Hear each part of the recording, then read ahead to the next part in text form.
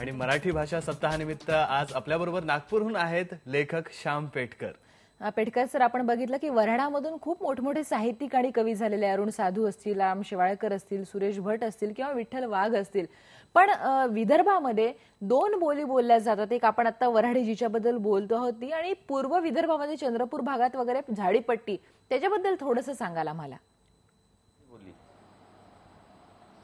पूर्व विदर्भामध्ये झाडी बोली बोलल्या जाते. आता तिकडे झाडी म्हणजे बोली महामंडळ स्थापन झालं, पण तिकडचं वैशिष्ट्य हे आहे की म्हणजे झाडी बोलीमध्ये खूप असं लेखन झालं, जसं वऱ्हाडी भाषेमध्ये लेखन झालेलं आहे, संशोधनही झालेलं आहे.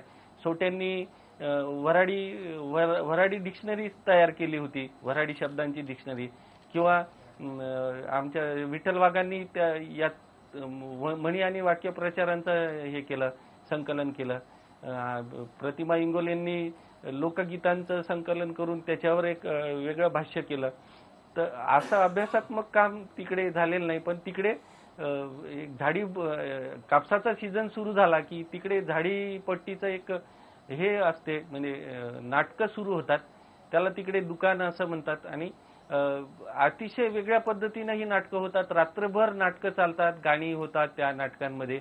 आणि पुण्या मुंबई पासून नागपूर पर्यंत अनेक कलावंतांना वर्षभराची बिदागी त्या याच्यातून, म्हणजे लोक वर्षभराची कमाई करून नेतात, 1.5-2 लाख रुपये, म्हणजे एका नाईटचे त्यांना 1,500-2,000 रुपये देतात, जे प्रोफेशनल नाटकांमध्ये सुद्धा देत नाही.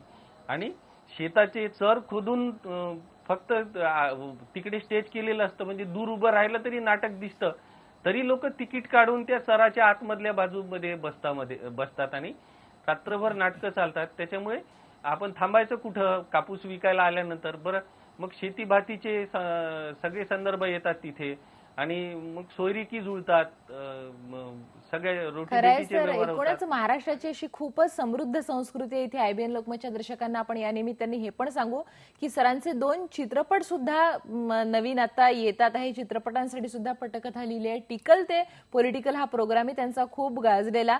सर, आपल्याला जवळ वेळ कमी आहे, खरं तर बोलायसारखं खूप होतं, पण तुम्ही आज आयबीएन लोकमत मध्ये आलात, आमच्याशी बोला, त्याबद्दल तुमचे खूप खूप धन्यवाद. आणि पुण्याहून आपल्याबरोबर आहे प्राची, आणि तिच्याबरोबर न्यू इंग्लिश स्कूलचे मुलं आहेत. तर प्राची, मगाशी तू खूप छान एक गाणी ऐकवलीस, एक गोंधळ सुद्धा ऐकवलंस, आता काय ऐकवणार आहात? आता महाराष्ट्राच्या भविष्याकडे नेणारं एक गाणं ही मुलं आपल्याला ऐकवतायत, त्यांच्याकडूनच ते ऐकूयात आपण.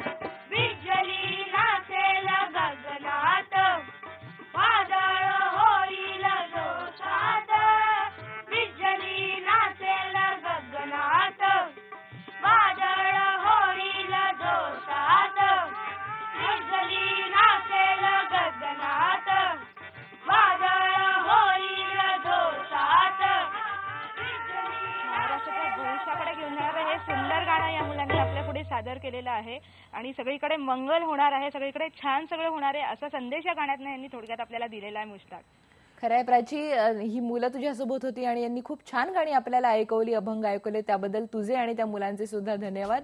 आणि उद्या 27 फेब्रुवारीला कुसुमाग्रजांची जयंती आहे, त्यानिमित्त 2 खास गेस्ट आपल्यासोबत असणार आहे. कोण ते उद्याच तुम्हाला कळणार आहे. पण आता इथे आपण थांबतो आहोत. अचूक बातमी, ठाम मत, पहा फक्त आयबीएन लोकमत.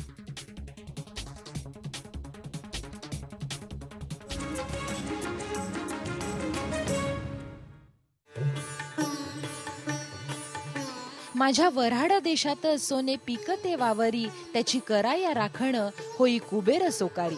माझ्या वऱ्हाड देशात गावागावाले संतरा, माझ्या वऱ्हाड देशात गावागावाले संतरा, राघू नभीचे बोलती इथे राजे हो उतरा.